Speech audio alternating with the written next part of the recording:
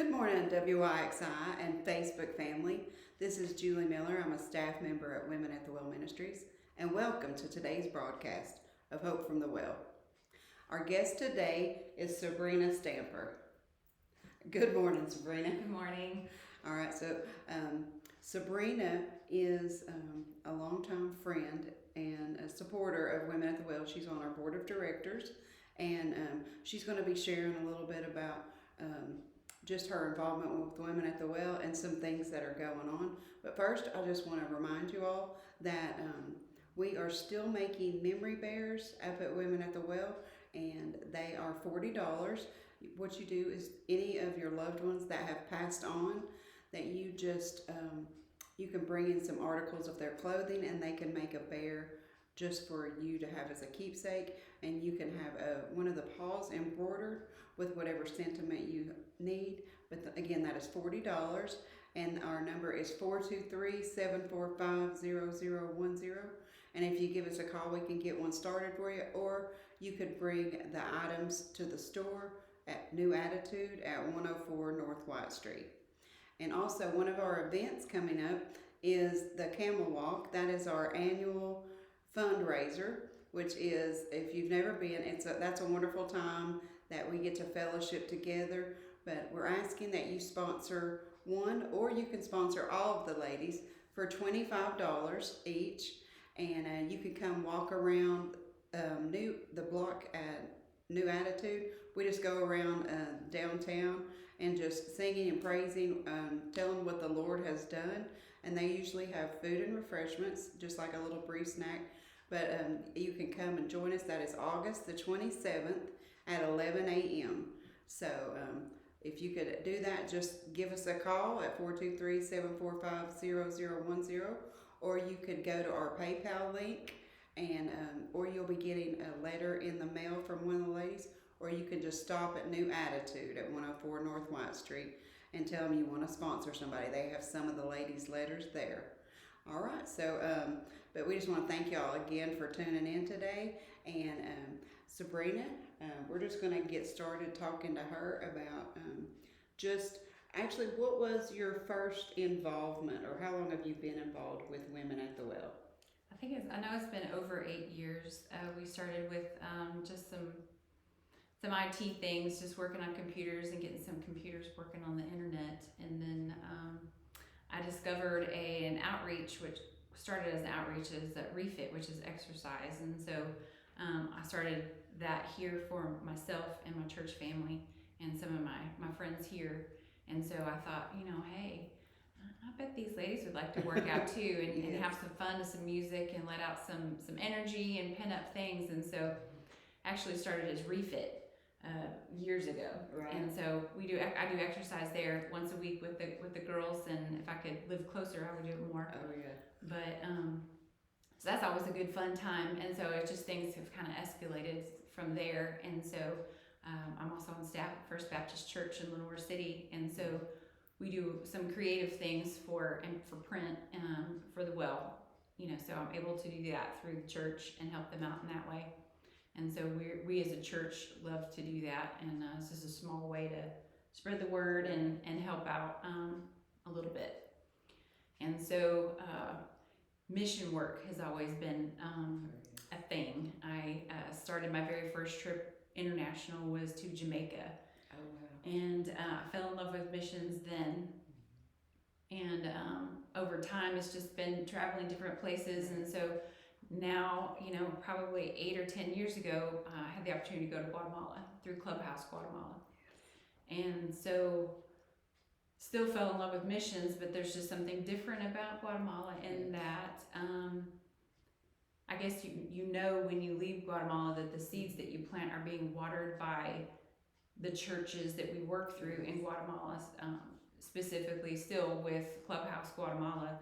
And so those trips have evolved from VBS, where I was clowning and we were doing VBS in schools and things, to working with the women, the moms who bring their kids to the feeding program. So the moms were there as the kids were hanging out, and so we thought, let's do Bible studies with them while we had them there and captivated. And so the very first one, I was thinking, Lord, I have no idea what you're doing, having me teach a Bible study to these ladies. And so the first one, we just gathered with the ladies there within the church at Semperdoras Church within Guatemala City, which is one of 6 or 7 feeding centers that Clubhouse Guatemala has had. And so it's just expanded. We've been to the different areas and doing, little couple-hour Bible studies with them through the years. With COVID, it affected Clubhouse. A lot of teams weren't able to go. The dynamics of being on the ground there in Guatemala has changed dramatically, and so the past couple years we've only been out to be at Pacaya, at the foot of the volcano Pacaya at Camp Calvary, and so we've been able to just hone in on those group of ladies. And so as we're there with our team through the week, we'll have 4 or 5 days of Bible study with those 18. What it involved has come from 15 to 18 women now to 40 women. Oh wow, that's awesome. And so they come, but they don't come and do Bible study except for that one time a year, which is breaks our heart. Yeah. And so we're just trying to learn how to minister to them. And so what we have found out is the women in that culture, the Bible is just something that they're told to read. Right. They're not really explained how to read it, how to apply it to their life, to have a Bible that's theirs. And so in June of last year, we had 2 ladies from the well, which over the years, I don't even know how many we've had, probably 10 or more maybe. And so 2 were there with us, and we really asked them the question of, what do you want to learn? And they were like, well, we don't know the difference between a book and a verse. And so then we were really smacked in the face with, we're starting with building blocks, really. Yes. And so we stepped back and began to pray about that. And they really they loved the verse by verse and how to use their Bible. Right. And so that's when, God instilled in me an idea, a dream of, I would love to have a women's conference. What if we did this women's conference? Yeah. And what that would be like to just go basics, love on them, show them that there are, Jesus wants you to know the word, and he wants you to be able to apply it to your life and to really dive into that, but also do this fellowship one-on-one, these ladies, so that they actually talk to each other when they're in these Bible studies, and we're watching that happen, and we love that. And so since that June, March, it was real, Lord told me we're gonna do a Bible conference in this women's conference in October, of 2022, and he told me that in March, and I didn't know how he was going to do that. And so he has literally moved mountains and shut borders of other countries so that we could make this one happen. And so when we go in October, Lord willing, we do have a women's conference planned, and he has connected dots for us that started way back at that very first women's conference, that women's Bible study in that little church. And so it's exciting and scary all at the same time. Yes. So we do have a lady from the well that gets to go with us, and can we tell them who it is? Well, we won't. It's okay. It doesn't matter. Sure. One of the students from Women of the Well get to go with us. And we're excited for her to get to go and be a part of this. This trip is going to be amazing. And like we talked about COVID a little bit, the kids in Guatemala are still not back in school consistently or anything. We have Clubhouse has started 2 homeschooling type co-ops. One is out at Pacaya and one is in the city of Semperdoras. And so the opportunity, the schools are opening back up. There's opportunities to get these feeding centers back online and working and feeding kids. Yes. And so this trip will involve the women's conference out at Pacaya for 2 days over the weekend. So we cover your prayers for that for sure. We're doing the theme of kind of like royalty, that we want them to know they are daughters of a king. And so we're going with that theme, we think, and we're praying about that. So we're gonna do good old Bible study and women's conference, but we're gonna do cute stuff. We want to Right. love on these ladies, little tea sandwiches, and we just want to just love on them while they're there. Do a craft and cooking class, and the fellowship. They love that. But they also love the prayer time, and so they do cover your prayers for them to learn more about the Bible. And so in June of this year, we were able to teach them a little more about. They all got their own Bibles with commentary, their life application study Bibles that they got. And so we want to take more with us. So we know we're going to have more women. We could have 40 women. We could have 80 women. Right. I have no idea. But we also get to do some birthday parties at the feeding locations that haven't been able to meet for a couple years. And so we're excited about that. So we just go and celebrate and have birthday parties, but we're going to all the places. Right. San Miguel, San Mateo, Pauline, Zone 6, Zone 7 of Guatemala City. So the student will get to see Right. all the facets of Guatemala and the culture, and get to play with kids, get to love on women, and I'm super excited for this trip because you get to see everything. So pray for her. Her eyes will be wide open. Yes. Pray for this student that when even before her feet hit the ground in Guatemala, though, to be brave, to step out day one, and just let that love go day one, because the worst thing to happen is you get to your fourth day and be like, oh, we're leaving, we're packing up tomorrow so that we can get ready to go in a few days, and so find out that you didn't do all the things that you really wanted to because you were worried or afraid. And so pray for her bravery, for sure.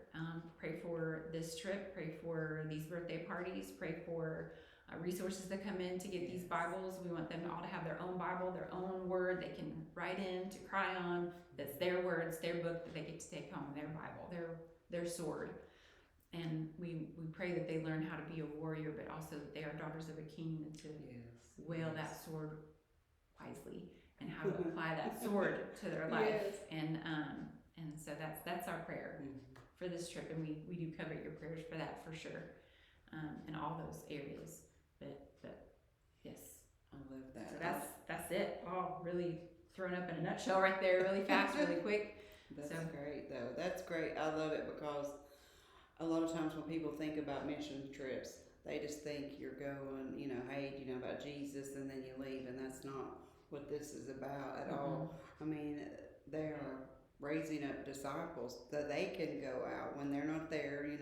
That's usually a 1 or 2 time a year, sometimes more thing, that they're raising up women that are in the community already, to where, and giving them the tools, that they're not afforded these opportunities normally in that country or in that community, and then here they're building them up to learn all these biblical truths, to where they can go out and they can share that with their loved ones that maybe couldn't come to this Bible study, this conference. So yes, just always keep them in your prayers. It changes generations. It does. It really does. It changes generations.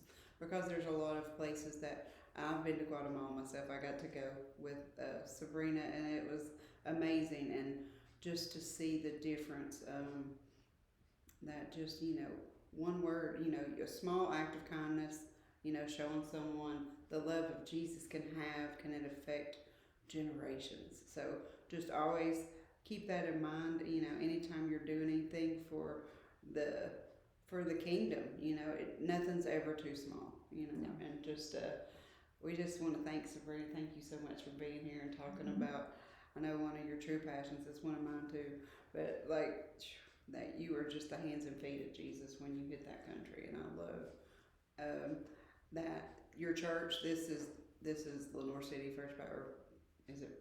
First Baptist Lenore City. First Baptist Lenore City. I always say it backwards. But this is one of their rooms. This is beautiful. But they're just a wonderful church family that are very supportive of this. And Clubhouse Guatemala is just amazing. Everyone associated with that at Siempre Doris is just, they're all just wonderful people. So keep all of them in your prayers. And we just want to thank you. We're running out of time, but thank you for tuning in today. If you have any questions, you can always give us a call at 423-745-0010. And We just want to remind you that if you have Jesus in your life, you will always have hope. Thank you for tuning in.